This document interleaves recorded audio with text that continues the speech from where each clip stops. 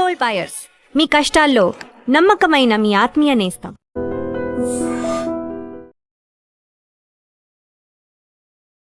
గురుగారు ఇందాక మనం మాట్లాడుకున్నట్టు పూనకాలు నిజమేనా, అది ఏంటి అది అసలు? ఇప్పుడు పూనకాలు నిజమేనా అన్నప్పుడు అప్పుడు దయ్యాలు లేకపోతే నెగిటివ్ ఎనర్జీ ఉంది, వాళ్ళు కూడా దయ్యాలు భూతాలు పడుతున్నాయని మనం కొన్ని ఆలయాల్లో చూస్తూ ఉంటాం. అది నిజం అన్నప్పుడు ఇది నిజమే అని నమ్మాలనిపిస్తుంది. కానీ ఇది వీళ్ళు భవిష్యవాణి చెప్తుంటారు, ప్లస్లు మైనస్లు, ఏదైనా దొంగతనం జరుగుతాయి అలాంటి వాటికే పాపం పోలీస్ ఆఫీసర్ లాగా ఉపయోగిస్తూ ఉంటారు అని. సో దానికోసం సమస్త భూమండలంలో, ఈ సమస్త భూమండలంలో ఎక్కడా కూడా ఏ దేవత కూడా నేను ఇది చెప్తాను అని ఎక్కడ చెప్పదు, నేను ఇది పలుకుతున్నానని ఎక్కడ పలకదు. ఒక్కటే పలుకుతుంది, దాని పేరే శబ్దము. ఆ శబ్దం ఎలా ఉంటుందంటే అని శబ్దం వస్తుంది. అంటే గీంకార శబ్దాలు అంటారు వీటిని. ఈ గీంకార శబ్దాల్లో జంతు తోలుతో చేసినటువంటి డమరుకాల మీద కొట్టేటప్పుడు గమనించండి, జంతు తోలు, ప్లాస్టిక్లు కాదు, జంతు తోలుతో చేసినటువంటి డమరుకాల్లో అదే ఆ డోలు ఇవన్నీ ఉంటాయి, వాటి మీద కొట్టేటప్పుడు పింపీనాదాలు అంటే పెద్ద పెద్ద శబ్దాలతో వాడేటట్టు బూరలు అంటాం మనం, అలాంటి వాడేటప్పుడు కాలక గజ్జలు, దీన్ని గజ్జల మూత అలా చేసేటప్పుడు ఈ భూమికి భూమికి అని తన్నుతుంటాం. శబ్దం కూడా పేరదే, భూమికి ఇలా తన్నేటప్పుడు భూమికి అని కాళ్ళకు గజ్జలు కట్టి అమ్మను భూమికి అని చెప్తున్నప్పుడు ఈ 3 శబ్దాలు క్రోడగించగలిగినప్పుడు అమ్మవారి యొక్క ఈ నాసికా పుటం నుంచి ముక్కు పెద్దగా అయ్యి, అంటే ఈ ముక్కర పెద్దది చేసుకుని అనే శబ్దం బయటకు వస్తుంది. ఆ శబ్దాన్ని తదేకంగా ఏ దేహం అయితే ఆవహిస్తుంది, అంటే లోపల కూర్చున్నటువంటి అమ్మవారి నుంచి ఆ యథాశక్తి బయటకు వచ్చేటప్పుడు ఎవరైతే అక్కడ 10 మంది 5గురు ఉన్నారో వీరిని తాకుతూ బయటకు వెళ్ళిపోయి సమస్త ప్రకృతిని కూడా ఒక్కసారి అలా తాకి వచ్చేస్తుంది. దీనికి పట్టే సమయం 8 నిమిషాలు మాత్రమే. ఆ సమయంలో ఎవరైతే అక్కడ ఉన్నారో ఈ తల్లి మళ్ళా లోపలికి వచ్చే వరకు కూడా వారికి ఆ వైబ్రేషన్స్ ఉంటాయి. దీన్ని మనం పూనకం అనుకుంటాం. ఎందుకు అలా కనెక్ట్ అవుతుందని అంటే అమ్మవారి యొక్క దివ్యమంగళమైనటువంటి శక్తిని తన దేహం నుంచి బయటకు వచ్చేటప్పుడు ఆ శబ్దాలకు ఆనంద తాండవం చేస్తుంది అమ్మవారు. ఆ ఆనంద తాండవం చేయటానికి ఏదో ఒక దేహం కావాలి. ఆ దేహాలు అమ్మవారు మొట్టమొదటి ఏమించుకుంటుందో తెలుసా? గాలిని ఎంచుకుంటుంది. అందుకని ఎక్కడైనా మీకు అమ్మవారు వచ్చేటప్పుడు, అమ్మవారు ఊరేగింపు జరిగేటప్పుడు, జాతర జరిగేటప్పుడు గాలి విపరీతంగా వేస్తుంది, అది నిదర్శనం. ఆ తర్వాత ప్రకృతిలో ఉన్నటువంటి మహావృక్షాలని ఆవహిస్తూ ఉంటుంది. ఆవహించినప్పుడు అవి అనేటువంటి శబ్దాన్ని తీసుకొస్తాయి. అందులో మొట్టమొదటి ఏ చెట్టును ఆవహిస్తాయో తెలుసా? తాడి చెట్టు. ఎందుకంటే ఊళ్ళోకి యమధర్మరాజు వచ్చినప్పుడు మొట్టమొదట ఆయన కూర్చునేది అక్కడే. ఎత్తైన చెట్టు మీద కూర్చుని ఎవరిని తీసుకెళ్లాలా అని కూర్చుంటాడు ఆయన. అందుకని మైలుకు మాత్రమే ఎక్కువగా ఉపయోగిస్తారు అవి. అందుకని మా ఇంట్లో మైలు వచ్చిందండి, ఎవరో పెద్ద మనిషి అయ్యారండి అంటే మొట్టమొదటి ఆకులు తీసుకొచ్చే పెడతారు. అర్థమవుతుందట. అమ్మవారు వచ్చిందండి అని అడిగితే ఆకుల్లో పోసే కళ్ళు కూడా ఇస్తారు. అంటే దాని విధానం, అంటే యమధర్మరాజు కోసం ఆయన చరిత్రలో ఇవన్నీ ఉంటాయి. అందుకని ఒక అతీతమైనటువంటి అనుగ్రహంతో అమ్మవారు ఒంటి మీదకి వచ్చి పూనకాలు ఇవ్వాలి అని అంటే అమ్మవారు లోపల ఉన్నటువంటి శిలరూపం నుంచి బయట ఉండేటువంటి ఒక అతీతమైనటువంటి శబ్దంతో మనందరం ఒకే శ్వాసతో ఉంటాం అక్కడ. అమ్మోరు అమ్మోరు అమ్మోరు అమ్మోరు అమ్మోరు తప్ప రెండో ప్రపంచం ఉండదు అక్కడ. వేరే వేరే దేవతల పేర్లు ఏమి ఉండవు. మా అమ్మ, మా ఊరమ్మ, ఏదో పేరు ఉంటుంది కదా, ఆ పేరుతోటి అంతా అనేక రకాల శబ్దాలు ఒకే ప్లేస్లో ఉంటాయి. మళ్ళా వేరే వేరే చోట ఉండవు.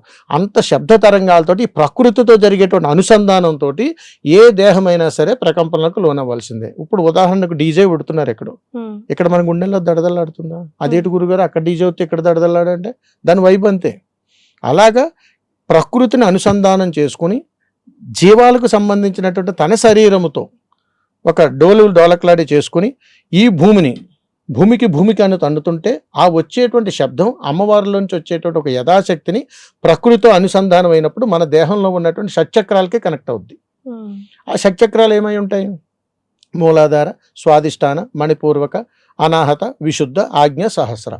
ఈ షట్చక్రాలన్నింటినీ కనెక్ట్ ఎప్పుడైతే అయిందో మనలో కుండలిని శక్తి ఒకేసారి జాగృతం అవుతుంది.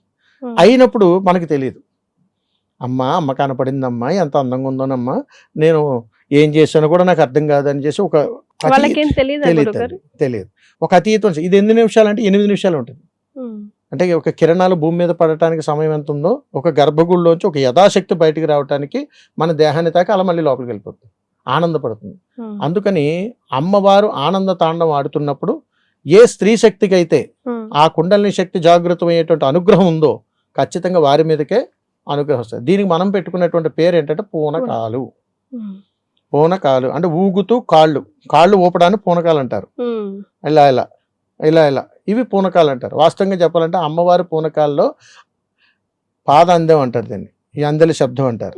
మీరు ఎప్పుడైనా లలిత పారాయణం చదువుతున్నారా అని అనుకోండి, అమ్మవారు వేసేటువంటి అందలి శబ్దం అంటారు దీన్ని. ఇట్లా ఇది పూనకమే, అమ్మవారి పూనకం. అందుకని అమ్మవారి పాదాలకు అంత గొప్పతనం ఉంటుంది. అందుకని ఇప్పటికీ మీరు చూడండి కాళ్ళకి ఖచ్చితంగా పారాయణం పూస్తారు అమ్మవారికి. ఎందుకంటే అమ్మవారు ఆ పాద స్పర్శను ఇట్లానే తాళం వేస్తుంటది. అదే అమ్మవారికి వచ్చే పూనకం. ఇప్పుడు మన శరీరం మొత్తం మీదకి వచ్చేసింది. ఇప్పుడు ఏంటంటే మనిషికి కావలసినటువంటివి, తనకు నచ్చినటువంటివి, తను ఏదన్నా చెప్పాలనుకున్నప్పుడు ఎందుకు వస్తుందిరా పూనకం అంటే, ఒకప్పుడు నరబలులు వేసేవారు, మీకు గుర్తుందా? నరబలులు ఇప్పుడు కూడా కొన్ని చోట్ల బలులు జరుగుతుంది. దీన్ని మనం ఆపడం ఏం కాదు కానీ జరుగుతూనే ఉంటాయి. మీరు తీసేయండి అంటే మనల్ని బలేస్తారు, అక్కడ ఇబ్బంది. అందుకని ఆ బలులు వేసినప్పుడు అక్కడ ఉన్నటువంటి ఆహారాన్ని గెద్దలు ఎత్తుకుని తీసుకెళ్ళిపోయేవి. ఎక్కడికి? ఎత్తైన ప్రదేశానికి. వాళ్ళు తినేవారు కాదు, విసిరేసేవారు. బలేసేస్తే వదిలేసేవారు. దాన్ని తీసుకెళ్లి గద్దలు తినేవి. ఎక్కడికి? ఎత్తైన ప్రదేశానికి తీసుకెళ్లేవారు. కాబట్టి అది గద్దె. ఆ గద్దె ఇప్పుడు గద్దెలు ఇళ్లలోకి వచ్చేస్తున్నాయి. అంటే గద్దె ఉందంటే మా ఇంటి వెనకాల గద్దె ఉందంటే అక్కడ వాక్కు చెప్తారండి. అది ఎక్కడ చెప్తారు? ఊరు పులిమేరల్లో ఉండాలి, ఎత్తైన ప్రదేశంలో ఉండాలి, అది గద్దె. అక్కడ చెప్పేటువంటి ప్రదేశాల్లో మీరు అక్కడికి వెళ్ళి చూడండి, అమ్మవారు వచ్చినట్టుగా పూనకంతో మాట్లాడతారు. అర్థమైందా మీకు? అది గద్దె. కాబట్టి ఈ సాంప్రదాయం అక్కడి నుంచి వచ్చింది. అది అందుకని ఏంటంటే వాళ్ళు గట్టిగా మాట్లాడిన తర్వాత అమ్మ ఏం జరిగిందంటే నీ పని అవ్వలేదంటే బలికి వరుతుందండి అమ్మవారు, మేకపోతుని బలేయండి లేదా దీన్ని బలేయండి అని చెప్తారు తప్ప రెండో సమాధానం ఉండదు. అందుకని అమ్మవారి యొక్క పూనకాల్లో అమ్మవారి అనుగ్రహంతో, తల్లి ఆత్మానందంతో భగవంతుడు ముందు అర్పించేటువంటి సకల శబ్దాల నుండి అమ్మవారు తన ముక్కెరలను పెంచుకుంటూ శ్వాస ఉచ్ఛ్వాసల నడుమన ఆనంద తాండవం చేయటానికి అమ్మ చూపించేటువంటి ఒక ఆత్మానందమైనటువంటి నాట్యం. వాస్తవికంగా ఆ తల్లి బయటకు వచ్చినప్పుడు సమస్త ప్రకృతి కూడా అమ్మను అభిషేకిస్తుంటాయి. మహావృక్షాల ద్వారా, గాలి ద్వారా, అనేక రూపాయలు, సముద్రంలో ఉన్నటువంటి కెరటాల ద్వారా, గ్రామాల్లో ఉన్నటువంటి పచ్చక బయళ్ళ ద్వారా ఒక అద్భుతమైనటువంటి ప్రకంపనలు జరుగుతుంటాయి. అలా వచ్చిన తల్లి ఆ కాసేపు చూసి ఆనందించి వెళ్ళిపోతుంది. ఇది తల్లి పూనకాలంటే పరమార్థం. అది మనం అనుకుంటున్నట్టుగా ఇప్పుడు ఊగేస్తున్నాం నాకు వచ్చేసింది అనేది కొంత కావాలని చేసేటువంటి ప్రయత్నాలుగా చెప్పొచ్చు. And for more videos, please subscribe to iDream. Please subscribe to iDream. Please subscribe iDream. And please subscribe to iDream. For more videos, subscribe to iDream. please like, share and subscribe to the channel. Congratulations, iDream. Subscribe to iDream. Subscribe to iDream. So subscribe to iDream Media. iDream ki iDream team andarki huge congratulations. Please subscribe iDream Media. Please subscribe to iDream. Subscribe iDream. Please subscribe to iDream. iDream అంటే నా కళల ఛానల్ను subscribe చేసుకున్న నోరు తిరుగుతలేదు, మీరైతే గంట గుర్తు కొట్టండి. For more such videos, please subscribe to iDream. Subscribe to iDream. Please subscribe to iDream. Please subscribe iDream Media. Please do subscribe to iDream. Please subscribe to iDream Media. For best entertainment and information, please subscribe iDream. And don't forget to subscribe to iDream.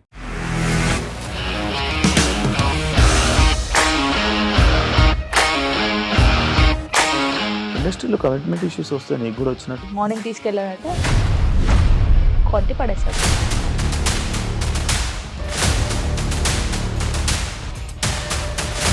ఒక్కళ్ళు కూడా చూడలేదు ఈ cinema అని చెప్పడానికి కూడా చాలా ధైర్యం కావాలి. అది నిజం కదా, దాంట్లో ధైర్యం ఏంటి? ఇది నెక్స్ట్ డే ప్లేట్ మార్చేస్తే తప్పు కదా. As of now we are comfortable this అని నేను అనుకుంటున్నాను. రష్మిక గారిది మీది ఒకే ఊరు అంటే కదా. నీకు కోపం వచ్చిందంటే బాగా తిట్టేత్తరా? తిట్టేద్దామండి. నిజంగా గేమ్ ని ఎలా చేంజ్ చేయగలిగారు? ఏపీఎస్ఎఫ్సి వాళ్ళకి 6 నెలల్లో నేను 6 లక్షలు కట్టా. బిజినెస్ చేయాలనుకుంటే it is as difficult as riding a tiger.